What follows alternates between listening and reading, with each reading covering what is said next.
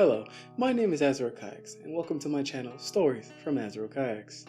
Today we're going to be reading Dragoons The Awakening, Chapter 6. With that said, let us get started. Chapter 6. You look strong to me. Start. Draco wakes up many hours later. Draco didn't sleep very well in Wenry's bed. Man, Wenry's bed smells. Draco thinks to himself. Draco walks over to the kitchen. I need to eat something, Draco thinks to himself. Draco walks around the kitchen and looks for food. I don't want to cook, Draco thinks to himself. After looking for a while, why is there nothing fast to eat? Draco says. Draco checks the house and Grandma is gone. Why does this old woman always leave before I wake up? How does she always leave before I wake up? How does she not make any noise? She's like 1,000 years old and she has a metal leg. I just don't understand, Draco thinks to himself.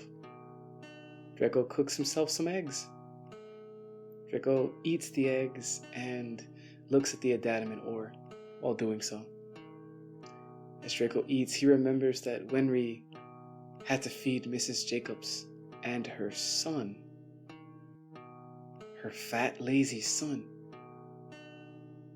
Grandma's a hag, but I don't think she would call a child that. Which means, Draco thinks to himself. Wenry, there's a chance, Draco says to himself. Draco finishes his breakfast and heads out.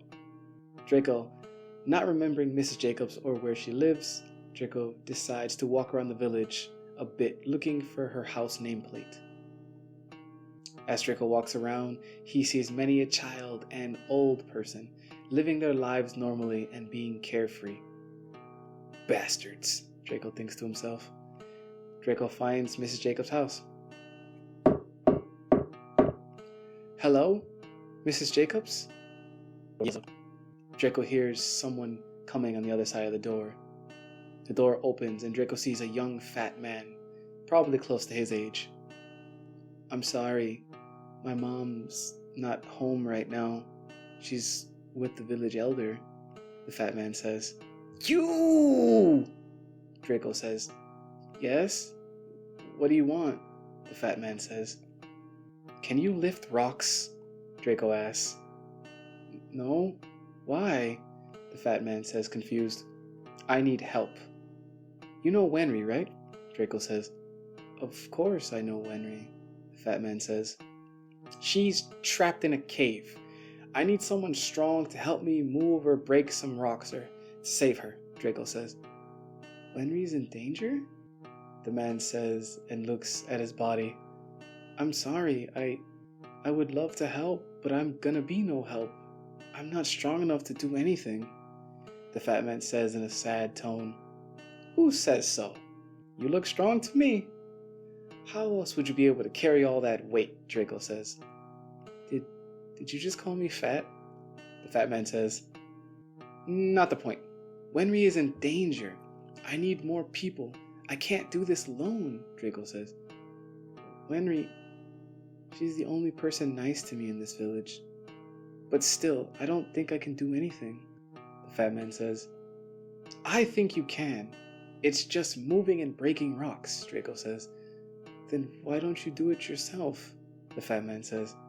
Wenry's trapped in a cave, and the more strong people that help, the faster I can save her, Draco pleads.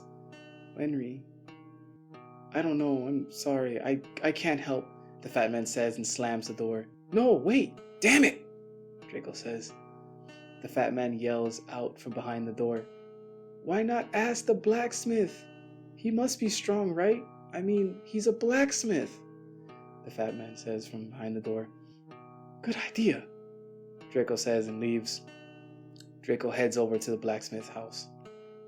When Draco gets there, he's greeted by the blacksmith. Oh, it's you again, kid, Zen says. Yes, I need your help, Zen, Draco says. With what, kid? Zen says. Wenry is trapped in a cave. I need strong people to help me break and move the rocks to save her, Draco says. the village elder's granddaughter. Helping her would be a good idea, but trapped in a cave. How did that happen? Zen says. She was attacked by a wyvern hawk and fled to a cave, Draco says. A wyvern hawk? I've seen those things rip people in half before, Zen says, surprised. Damn, they're that strong? Makes sense. It did crash into the cave and cause the cave in, Draco says. Oh, you pissed it off? Oh, hell no, Zen says, turning around in his seat. Please, I need help. She'll die, Draco says. Kid, like I said a second ago, I've seen those things rip people in half. No way I'm getting near one, let alone one that you pissed off. What did you do to it? I might have broken one of its eggs, Draco says. Leave, Zen says. But Wenry, Draco says. Just leave. She's as good as dead, kid, Zen says. Draco says nothing. Draco leaves back to Wenry's house. Draco sits down at the table. No one will help me. Everyone says she's dead. I can't let it end like this, Draco thinks to himself. Draco grabs the crystalline ore, which isn't glowing very much in the morning light. This is ore, right? Maybe I could pay Zen to help me with this? No. I saw the look in his eyes. No amount of money or ore would ever be enough for him to go against a wyvern hawk. Draco thinks to himself. The problem is the damn wyvern hawk. I have to kill it or move it or distract it or do something, Draco thinks to himself. Draco plays with the adamant ore in his hands. I have to do it myself, Draco says to himself. Draco stands up. But a shiny new adamant ore knife would help, Draco thinks to himself. Draco puts the ore in his pocket and walks out of the house. Draco heads back to the blacksmith's house. The blacksmith sees Draco.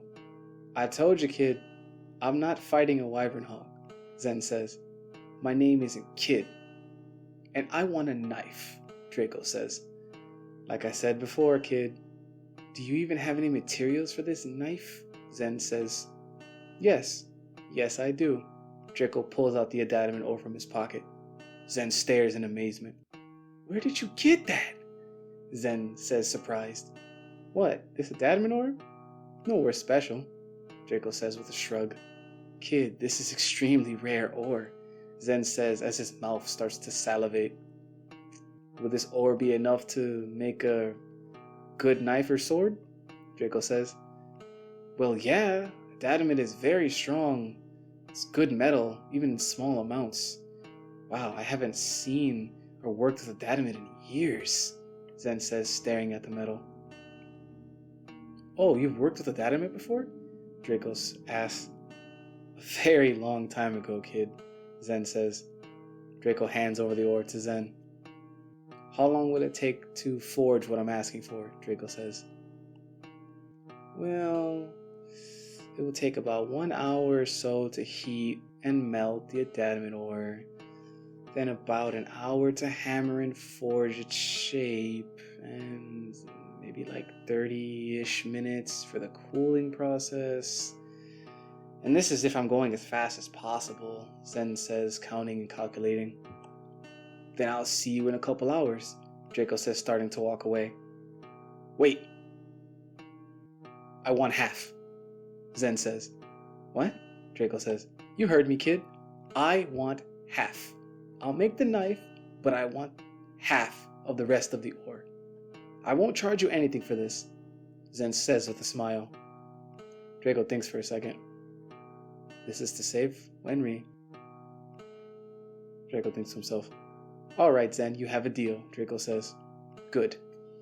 But are you really gonna fight that wyvern hawk, kid? Zen says. I have to. It's the only way I can save Wenry, Draco says. What's your name, kid? Zen asks. My name is Draco, Draco says. Like the legendary hero, Draco? Zen asks. Yeah, like the legendary hero, Draco says and walks off. Draco walks around town for a bit, looking at the people as he might die today fighting the Wyvern Hawk. A couple hours, huh? I guess I should go home and get my gear, Draco thinks to himself. Draco heads home. Through the forest, he walks and listens, making sure to pay attention to his surroundings, just in case the Wyvern Hawk was nearby or any other dangers. Draco makes it home without any problems. Draco takes a moment to look at his home. Why does it feel like I haven't been here in so long? Draco thinks to himself. Draco climbs up his ladder and gets inside his home. Draco changes into his hunting gear. Arrows? Check. Bow? Check. Wood, bone, and leaf armor? Check.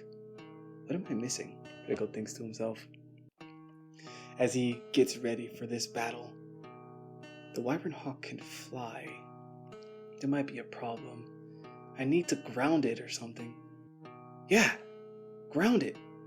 I need to trap it with some rope. Yes, I'll set a rope trap and I'll tangle it up, Draco thinks to himself. Draco sits down on his bed. This might be the last time I sit here, Draco thinks to himself. Draco lays down and relaxes on his bed. Draco spends a little over an hour thinking about the last 6 months of his life, making his home, all the trials and snow, the days he went hungry, and Winry always coming over and helping, whether with a smile or food or just having someone to talk to. I will save you, Winry, Draco thinks to himself. Draco gets up and goes to his house balcony. And that is it for this part, guys.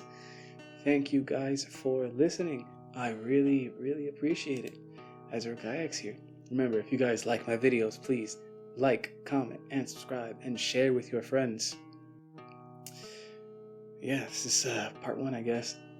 Yeah, thank you guys for listening. I really appreciate it. See you guys in the next one. Azure Kayaks out.